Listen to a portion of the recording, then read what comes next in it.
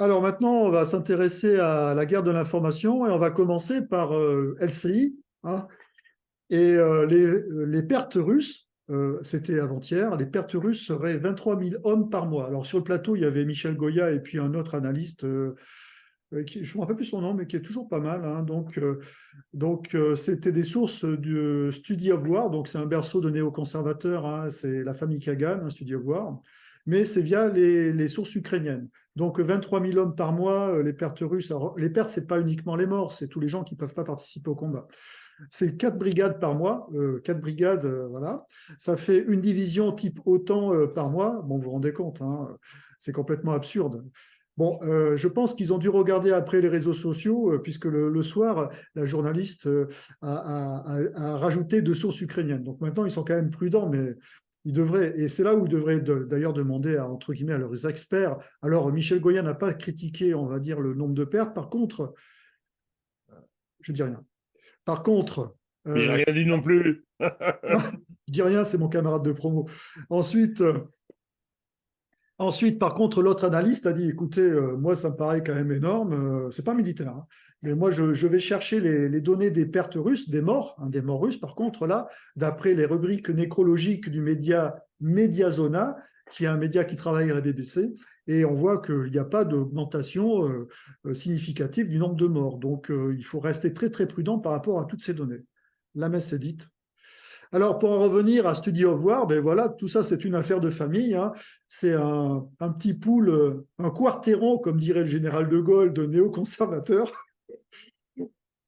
avec les frères Kagan, qui ont épousé, bien sûr, 2 femmes, qui sont bien sûr maintenant devenues belles-sœurs. Donc, Victoria Nuland, qui est bien connue pour s'être impliquée personnellement dans la révolution de Maïdan en 2014, et notamment en désignant certains des ministres du premier gouvernement issu de la révolution de Maïdan, notamment le Premier ministre et la ministre des Finances, qui était une Américaine à qui on a donné la nationalité ukrainienne, comme ça c'est plus simple, mais c'est authentique, hein, ce que je dis, hein. Oui, oui, eh ben, elle a composé le gouvernement. Ouais, elle a composé le gouvernement, et voilà, donc voilà, c'est ces personnes-là qui suivent les événements en Ukraine, de la guerre en Ukraine, donc il faut bien... Elle est d'origine ukrainienne, hein, Victoria Nuland. Ah, je ne savais pas, très bien, mais Oui, il y en a oui, beaucoup, d'origine. hein. Ben, Euh, comme la vice-première ministre canadienne qui s'appelle Freeland. Exactement, exactement.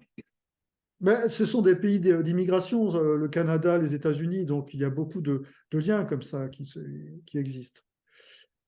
Alors, maintenant, il est clair que euh, là, sur les plateaux télé, en ce moment, alors ils sont passés de l'hyper-euphorie à l'hyper-catastrophisme. Je pense qu'il faut quand même avoir quand même un petit peu de mesure, que ça soit dans les Ukrainiens vont reconquérir la Crimée, hein, maintenant l'Ukraine va se faire envahir. Donc il faut rester quand même mesuré dans tout cela, hein, puisque jusqu'à preuve du contraire, les combats demeurent féroces sur le front et les Ukrainiens continuent à se battre, et malgré la pénurie de munitions. Et en face, même s'ils ont des pelles et qui sont commandés par des abrutis, ils continuent aussi à se battre. Donc, il n'y a pas de catastrophisme à avoir sur le plan de... Mais c'est ça les plateaux télé, en fait. Comme ils relatent le quotidien et l'actualité, bien souvent, ils ont du mal à prendre de la hauteur. Donc, il y a l'ineffable, je ne me rappelle plus, c'est Renaud Pia, c'est ça? Renaud Pila, oui, Renaud Renaud Pila. Pila. Ah, il est Qui, extraordinaire. qui disait, alors, il est récemment arrivé parce que ils usent un certain nombre de, de, de journalistes à qui ils font dire n'importe quoi. Et là, lui, il a dit que l'Ukraine n'avait pas de chance parce que il y avait une élection aux États-Unis et que c'est pour ça que le Congrès ne voulait plus voter d'aide à l'Ukraine. Donc, c'est vraiment trop pas de chance parce que sinon, probablement, l'Ukraine serait déjà vainqueur. Enfin bon, n'importe quoi. Ouais, globalement, ils sont en train en fait de réaliser tout simplement ce que disent depuis de nombreux mois des gens comme Caroline Galacteros, Éric Dénessé, Jacques Beau, Jacques Beau. Alors, Xavier Moreau, il le dit, mais lui, il est trop impliqué quand même. Donc, le discours. le discours est moins neutre. Mais qui y a encore le général Pinatel. Donc voilà, donc globalement, pour la plupart des gens qui le disent, hein, euh, Régis Le Sommier aussi, qui s'est beaucoup mouillé dans cette affaire-là. Les gens qui ont pris des coups et qui ont été accusés de pro-Poutine, de tout ce qu'on veut, de collabo, de tout ce qu'on veut, hein, bref. Des petits noms, en fait, des gens tout simplement qui ont eu le courage de comprendre que en fait, l'Ukraine ne pouvait pas gagner la guerre et que la Russie ne pouvait pas la perdre, comme dit Eric Dénessé. C'est exactement ça. Et Alors, que les il y en a un qui est, excuse-moi, je t'interromps, il y en a un qui est rigolo, c'est Éric Brunet. Éric Brunet, il dit n'importe quoi, Oui, il a oui. écrit des livres complotistes, etc. Il est très sympathique d'ailleurs, il m'aime bien. Donc, et alors, c'est lui qui faisait venir les blondes ukrainiennes d'astreinte, là, qui venaient dire n'importe quoi. J'ai vu qu'Ala Poédie était revenue, elle est partie à Kiev. Et donc, elle est revenue sur les plateaux et Éric Brunet s'aligne maintenant. Donc, on a dit n'importe quoi. Donc, C'est on a ça, dit oui. n'importe C'est quoi, ça. oui. Donc, on a menti. Donc, on a. Non, mais en général, c'est assez marrant de voir son plateau le soir parce que ce qui se passe, c'est que les experts qui avaient dit n'importe quoi commencent par regarder leurs chaussures quand on dit ça. Oui, c'est ça. Non, mais c'est marrant. Bon, ben, en fait, il y a un petit plateau le soir, comme je me couche tard. En général, je regarde Éric Brunet parce que c'est assez amusant, en fait. C'est un peu comme le Muppet Show. Hein. Malheureusement, la situation est dramatique, hein, mais bon, les voir disserter, c'est Soloviev. Hein. Éric Brunet, c'est Soloviev. C'est quasiment la même chose. C'est un talk show, en fait. Tu vois un petit peu. Hein. Oui, oui. Plus marrant. Bon, après. Voilà, donc en tous les cas, on est vraiment, comme je dis, une forme de conjuration, hein, conjuration de la bêtise parfois. Hein, quand même. Bref, on passe. Alors là, moi j'ai des amis sur les réseaux sociaux. J'ai l'œil du Kremlin. Alors je m'y étais pas intéressé, je l'avais bloqué à un moment donné, puisque bon. Et puis après, moi ce que je n'aime pas, ça me dérange pas qu'on m'attaque hein, personnellement, mais alors, quand on m'attaque personnellement, je veux que la personne, elle ait le courage d'être une personne identifiée. Sinon, soit les gens ils critiquent, mais qu'ils ne m'attaquent pas personnellement. Donc à partir du moment où les gens se cachent derrière un pseudo et m'attaquent personnellement, là je suis désolé, hein, pour moi c'est du niveau de la plus grande bassesse qui puisse exister. Donc là, entre guillemets, je me permets de sortir le lance-flamme hein, sur Twitter. Hein. Voilà. Donc, une personne qui est certainement peut-être très, très intéressante au-delà de son pseudo, mais cette recherche maladive du pseudo-collabo sur les réseaux sociaux, c'est à la fois ridicule et devenu de plus en plus hystérique, hein, dans la mesure où, bien sûr, les gens qui avaient parti pris pour la cause ukrainienne sont de plus en plus en difficulté ou sont en phase de démoralisation ou de disparition, hein, puisque ces masses a complètement disparu. Hein, Ouais. voilà, bon, bref. Peut-être, oui, il n'a plus besoin de financer son mariage, peut-être. C'est quand même un grandiose, le masque. Oui, je pense à Titelman aussi, je pense à Amourski, je donne des noms que je vois traîner sur Twitter, mais il y en a d'autres. Ça va être compliqué pour eux. Ils sont un peu en panique, alors ils sont un peu ivres de leurs mensonges pour essayer d'éviter cette anxiété et cette panique face à la défaite qui se profile. Voilà, ce matin, il y avait, comment est-ce qu'elle s'appelle la journaliste soi-disant spécialiste de la diplomatie du Figaro qui disait non, l'Ukraine ne subit pas une défaite, elle subit la lâcheté occidentale. C'est-à-dire que voilà, on s'accroche, tout ce qu'elle a dit depuis 2 ans se révèle faux. N'était qu'un mélange de bêtises et de mensonges. Et là, il faut bien qu'on s'accroche à quelque chose, quoi.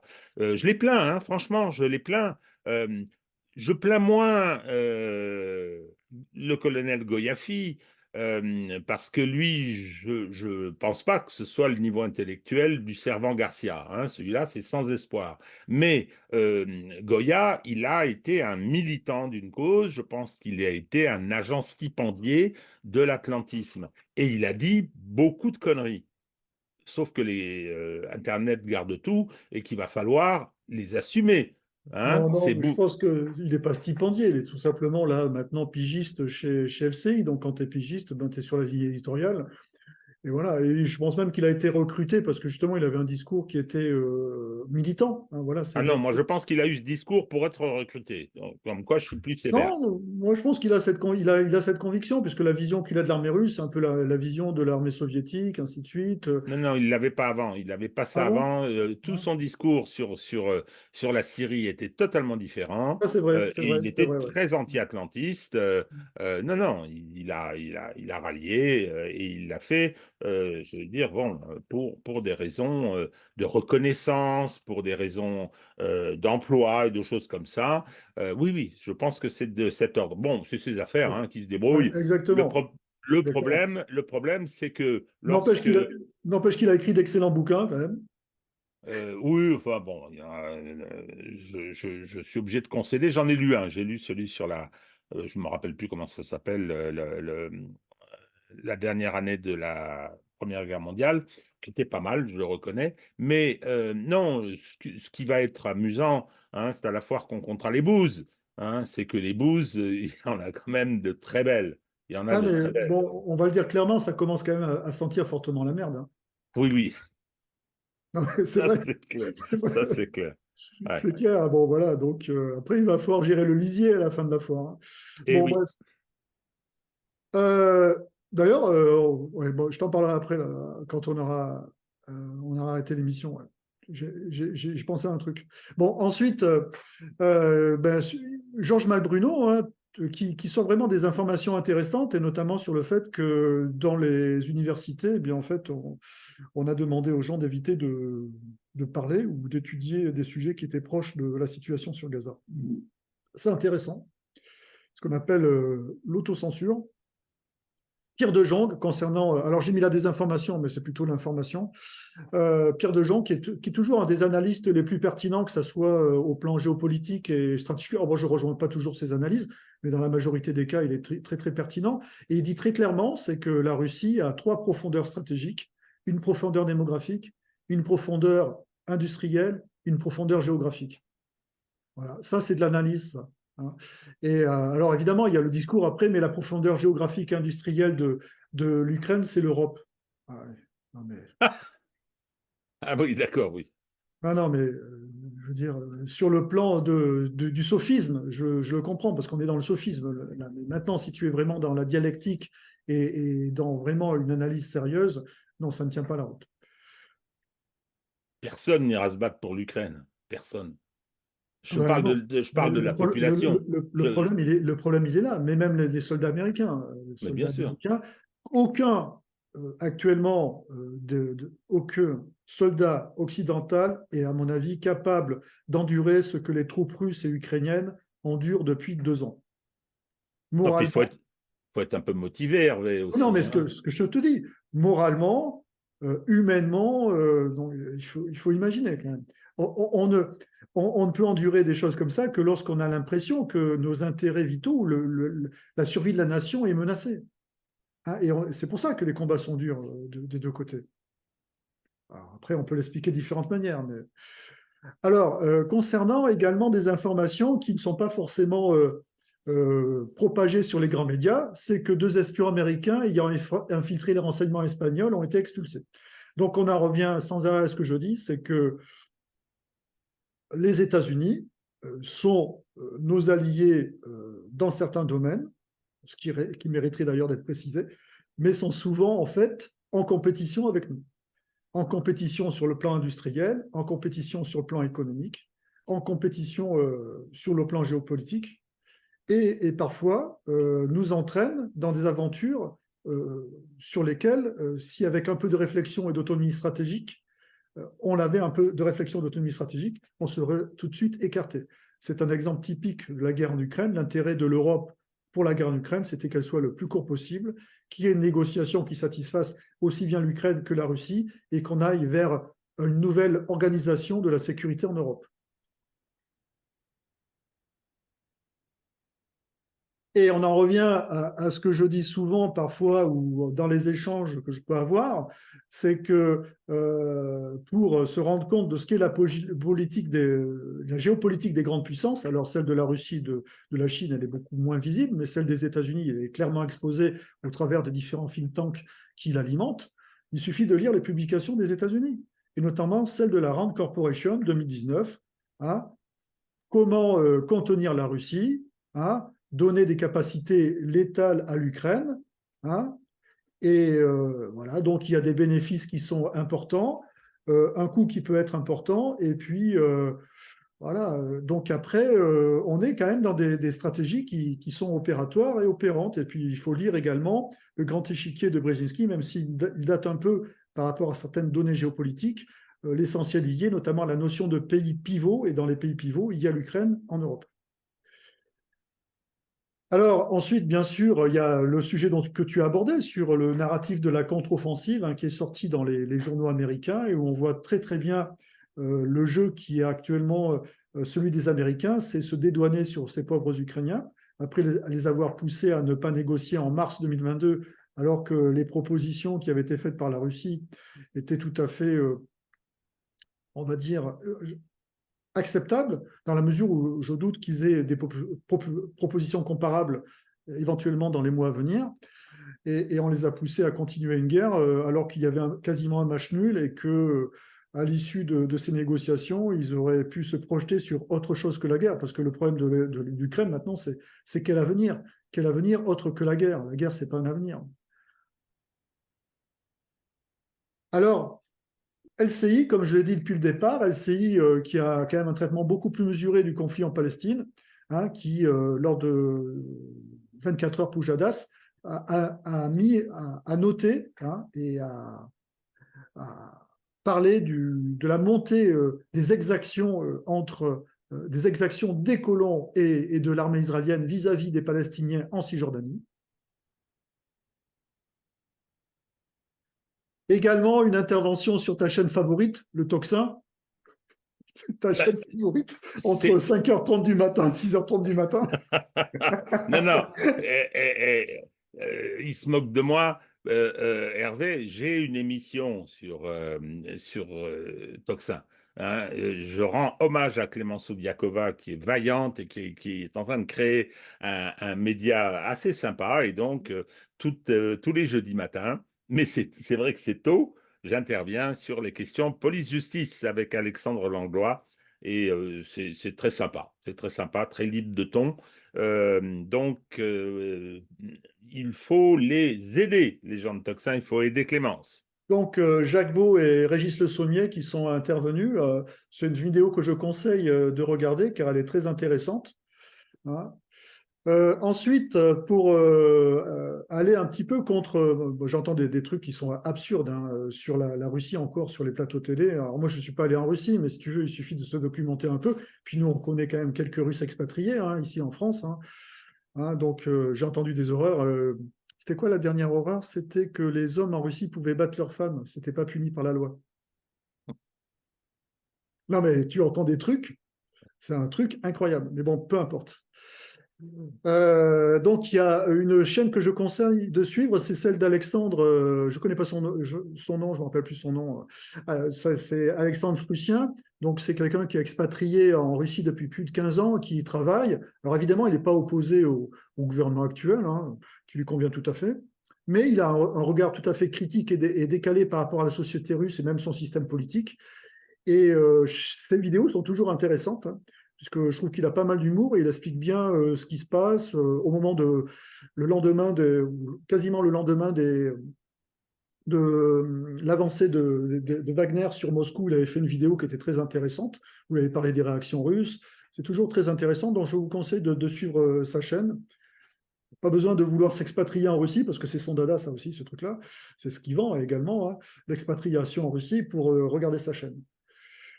Ensuite, ce site qui s'appelle Les Crises, hein, que j'ai reconsulté dernièrement avec un article sur George Friedman, hein, qui en 2015, devant le Chicago Council, faisait une intervention en expliquant les problématiques de la géopolitique des États-Unis en Europe, qui était avant tout reposée sur le fait de découpler l'Allemagne de la Russie. Donc un objectif stratégique. Donc c'est pareil, ça c'est des informations qui sont accessibles, hein, c'est pas du complotisme, il suffit de les regarder, après de réfléchir un peu. un article qui est sur le dialogue là que je trouve qui est très très synthétique là de Sylvain Ferreira là, qui parle de la situation actuelle aussi bien sur le plan politique que militaire en Ukraine. Et il considère, moi je suis pas loin de considérer, je sais que toi aussi tu le considères également, qu'on n'est pas loin sur une phase qui pourrait être comparable à l'effondrement du front allemand en 1918, ou soit de ce qui s'est passé en 75 au Vietnam.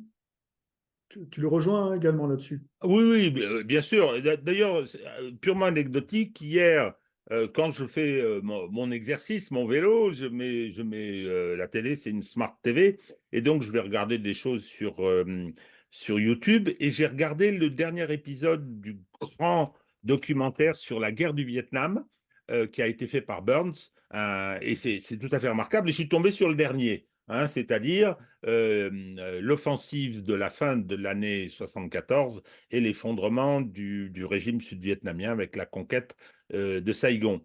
Oui, oui, oui, c'était d'abord, comme d'habitude, passionnant. Je l'avais déjà vu, mais je l'ai revu. Et surtout, ça renvoyait complètement à ce qui est en train de se profiler, quoi. C'est-à-dire, on voit le départ américain, on voit qui reste, quelques agents de la CIA, les gens, les gars pour surveiller l'ambassade, mais pour le reste, quand les Vietnamiens décident du Nord, hein, décident euh, de programmer la conquête du Sud, ils disent on va d'abord lancer une offensive pour voir si les Américains bougent. Et c'est ce qui se passe à la fin de l'année 74, et les Américains ne bougent pas.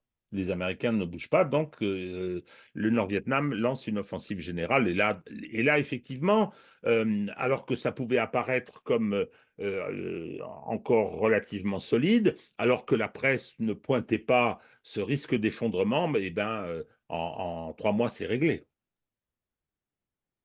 Alors, je ne dis pas que ça va se passer comme ça, mais le lâchage américain qui est en train de se profiler avec les décisions du Congrès, l'attitude de la presse, et puis la réalité du front, je me demande si ça peut pas être brusque et brutal. J'en sais rien. J'en sais rien. On n'est pas dans la tête des Russes pour savoir quels sont leurs projets stratégiques. Enfin, une excellente vidéo qui vient de paraître sur le dialogue franco-russe, hein, c'est celle de Michel Collomb. Il est très très bon hein, sur son exposé. Hein. On l'avait interviewé il y a 2 ou 3 mois, donc c'est une vidéo également que je conseille de regarder. Et voilà, j'en ai terminé. Alors, on va récupérer le hop, et voilà, nous y sommes. Bon, eh bien, écoutez, voilà, on était assez détendu, hein, on a un peu déconné, hein, bon, ben, l'actualité est tragique, mais bon, on essaye de l'aborder de façon euh, dynamique, et puis, bon, quand de temps en temps un peu enjoué, pour essayer d'oublier toutes ces horreurs, parce qu'il y en a quand même pas mal. C'est une période depuis 2 ans maintenant, depuis l'intervention russe, c'est une période de l'histoire qui est particulière, accélération de l'histoire, ça c'est tout à fait indiscutable. Vers quoi ça va? Donc ça, je ne sais pas. Je pense pas qu'Hervé soit plus aussi capable de faire une prospective allant très loin. Mais bon, notre Occident, il est en ce moment dans une situation un peu compliquée, hein, concernant son avenir. Et je pense que malheureusement, notre cher pays, la France, est également, qui est préoccupé, je l'ai dit tout à l'heure par Gérard Depardieu, passionnant, n'est pas dans une forme éblouissante non plus, entre quelques foucades de son président et l'allumage d'une bougie d'Hanouka à l'Élysée. Voilà, bon, eh bien écoutez, à très bientôt et merci de nous avoir suivis. Au revoir à tous.